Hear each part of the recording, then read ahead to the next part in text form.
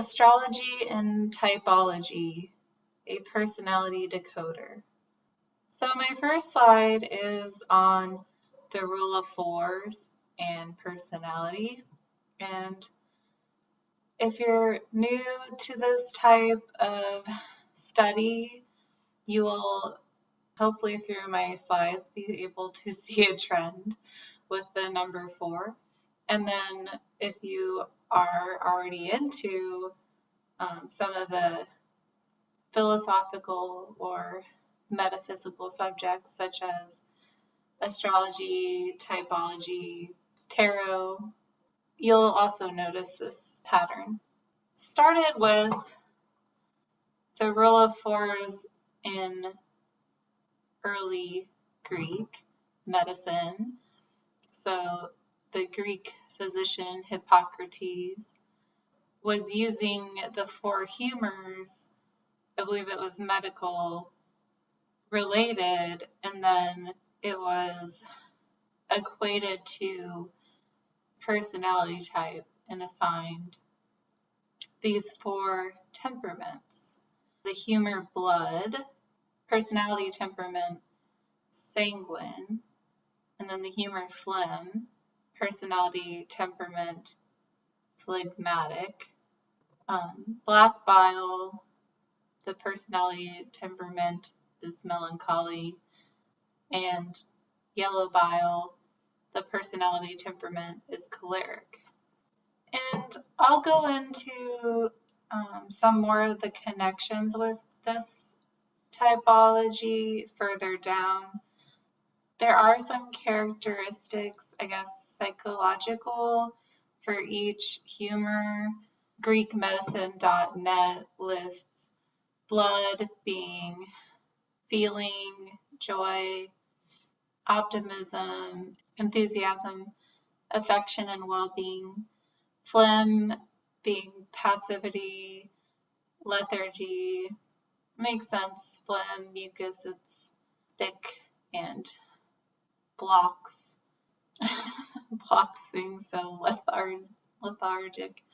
Subjective, devotion, emotionalism, sensitivity. Yellow bile being exciting, the passions.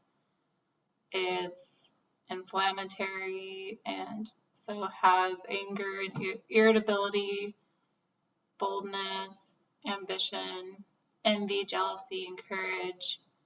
Black bile making one more pensive, melancholic, and withdrawn. Produces caution, realism, pragmatism, and pessimism. And all of the humors can have three styles, I believe it is. So like 3 mixtures. So you could have sanguine mixed with melancholy for a personality temperament, and then choleric mixed with melancholy. So and so on. They are intermixable. There's websites dedicated to telling how those intermix together. But essentially, the more a full sanguine is going to, or somebody with a full sanguine personality will represent the most traits of what I had just listed. And then the more you intermix, obviously, you will get a blending of the traits. David Kiersey and the 4 temperaments. So this took a similar approach in that you have these 4 personality temperaments comprises a large group, and this is broken into the guardians or sensory judgers, the artisans, sensory perceivers, the rationals, intuitive thinkers, and then the idealists, intuitive feelers. And personally, I think this is very fitting. I imagine it represents kind of like the history of personality, and you would need these stations of people, each providing an important facet to life. So you would have the guardians, back when might have represented like your knights and service-oriented people doing their duty. I'm probably not wording that right, and then the artisans, you had the crafters and people like Leonardo da Vinci, who made these beautiful works and made aesthetics for the public, whether that be for their home or for entertaining purposes. You'd have like the court gesture being included in that. Specialty people that would provide that.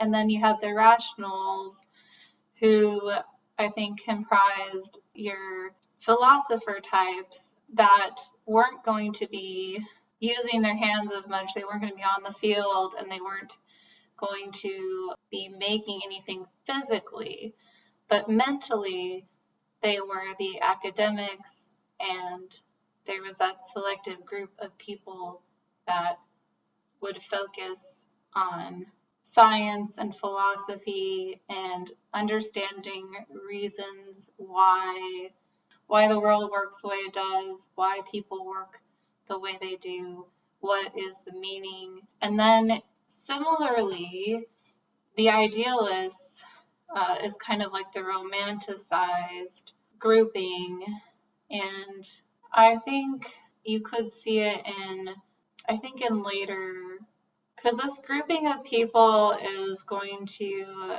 be based on the community and an idealistic world as far as the people.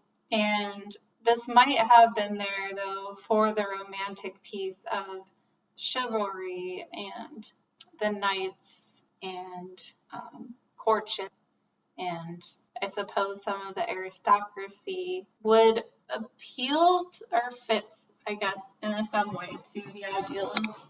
In a sense, to have the rationals and the idealist grouping, the people need to have the privilege to not have to work with their hands, and have to not have to, essentially they have to have their basic needs met in order to do that.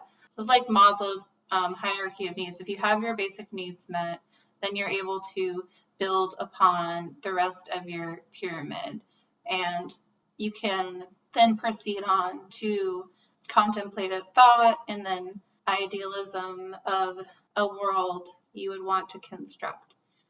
I think it's kind of hard to do those two things if you're fighting for your survival.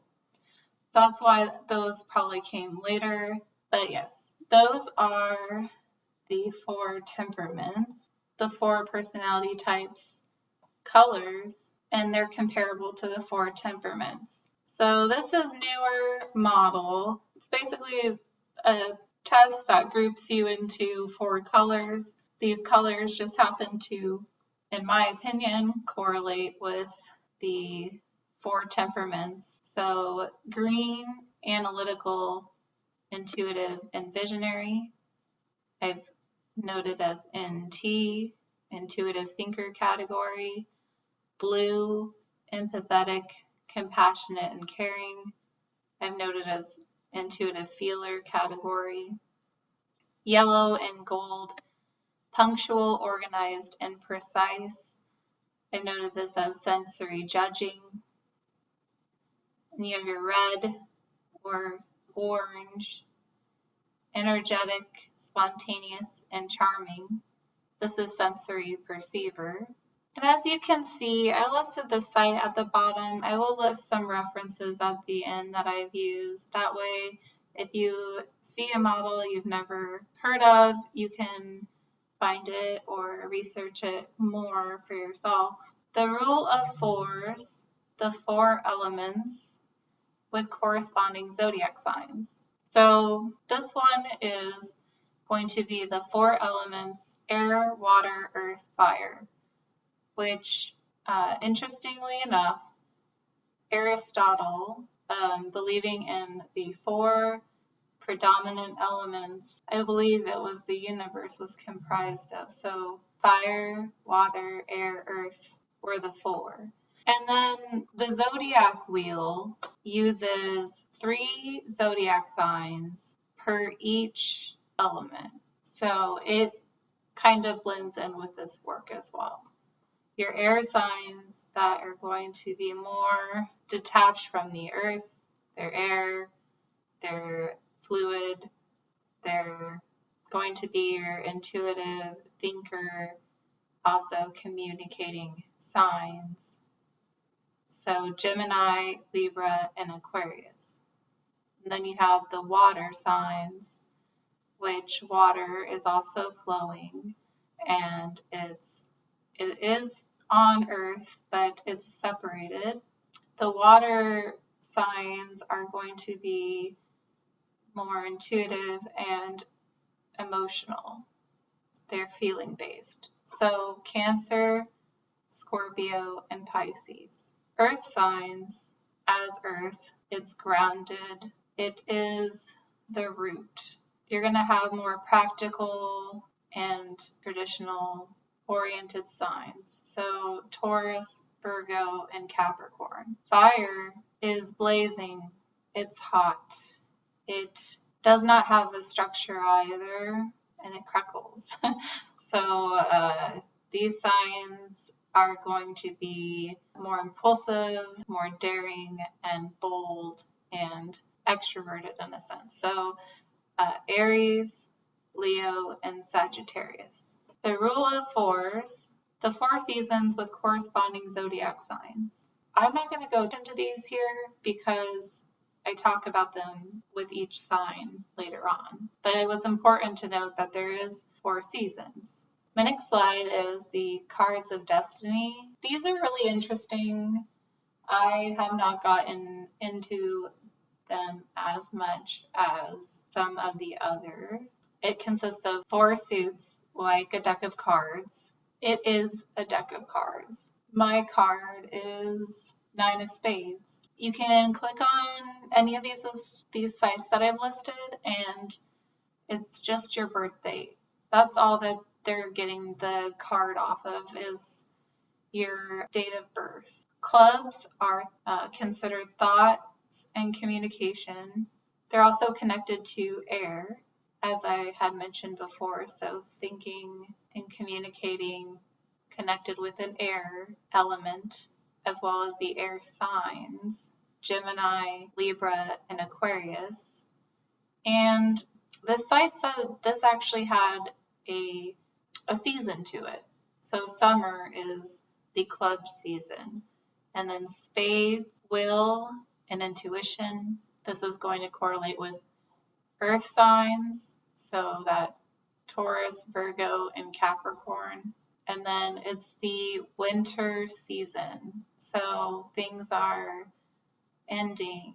It's the end of the year, which makes sense as everything passes. There is going to be an intuitive element because you have essentially crossed over all of that time and have that awareness. Diamonds are desires and values. It mentioned that this is attributed often to the diamond is material values, so possessions. It's connected to water and the water signs, so Cancer, Scorpio, and Pisces. And then hearts is feelings and emotions, hence the heart.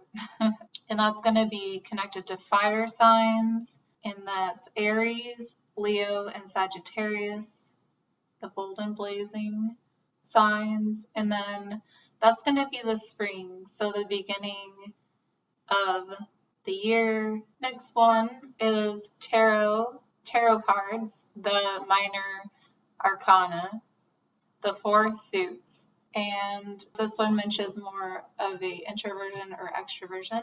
So is the card suit a active or more extroverted type, or are they more passive and introverted type? Wands, the fire element, is active energy, and it's described on Labyrinthos Typology.co as action, inspiration, drive, willpower, passion, ambition. And I put that this sounds like the sensory perceiving temperament. Cups is the next one. It's water element. It is passive or introverted energy, personality, emotion, feelings, intuition, and relationships. And I put intuitive feeler fits here. Swords is air element. It's active, so more extroverted. It's personality, logic, ideas, intellect, and communication. This I put as the intuitive thinker category. Pentacles is the fourth. That is going to be earth element. It's passive, so introverted. And then personality being nature, body, material world, and stability. So I put sensory judger. And if you study the four temperaments, Myers-Briggs and Jungian theory, you will probably see where I drew that parallel from the four temperaments to the descriptions listed. Next, the rule of fours, Carl Jung, the four function model. There are 8 functions total. However, Jung, I believe, proposed that we have 4 functions in our conscious ego, and then we would have 4 that are the shadow self. So in your 4 function model, the first function is considered your dominant, and second function, auxiliary, third function, tertiary, fourth function, inferior. And I have more on Jung as we go along as well. Jung, the 4 sides of the self, the 4 archetypes. So here we have the self, the persona, the shadow, and the anima and animus. So I'm going to read a little bit on each from verywellmind.com because I think it would be good to have a little bit of a description for each. The persona is how we present ourselves to the world. The word persona is derived from a Latin word that literally means mask. It is not a literal mask, however. The persona represents all of the different social masks that we wear among various groups and situations. It acts to shield the ego from negative images. According to Jung, the persona may appear in dreams and take different forms. So this mask enables us to fit in with the society. And then we have the shadow. This is coded as well. The shadow is an archetype that consists of the sex and life instincts. The shadow exists as a part of the unconscious mind and is composed of repressed ideas, weaknesses, desires, instincts, and shortcomings. The shadow forms out of our attempts to adapt to cultural norms and expectations.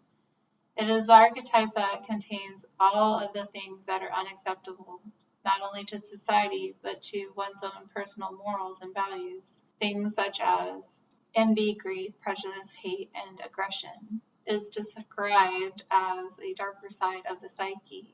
And I'll stop there. This is differing from the persona, as the persona is adapting to fit in. This other side of the self is what is not acceptable or repressed or pushed down. And the anima or animus described is gender identity. So anima being the feminine and animus being the masculine. It's the gender identity of the self. And I will talk a little bit about that later as well. The self is an archetype that represents the unified unconscious and consciousness of an individual. Creating the self occurs through a process known as individuation, in which various aspects of personality are integrated. Jung often represented the self as a circle, sphere, or mandala. He also suggested that there was two different centers of the personality, and the ego makes up the center of consciousness, but the self is the center of the personality. All right, so now moving on, we have the rule of opposition. This is things, as the name describes, that oppose each other. So yin and yang, I put belief, faith, and then science and fact oppose each other. Negative and positive, the dark and the light, masculine and feminine. Thus you would have anima, female ego, and animus, masculine ego. Extroversion and introversion, self and tribe. So what is your ego's gender?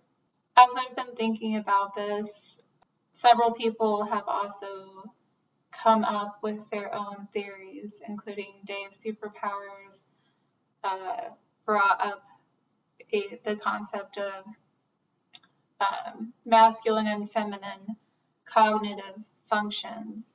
And I don't agree with Jung's original theory that men have a fully animus ego and women fully anima ego, like the gender and the ego. I don't agree with that myself. So I'm thinking a person can have a masculine dominant ego where the ego is animus and thus the shadow is anima.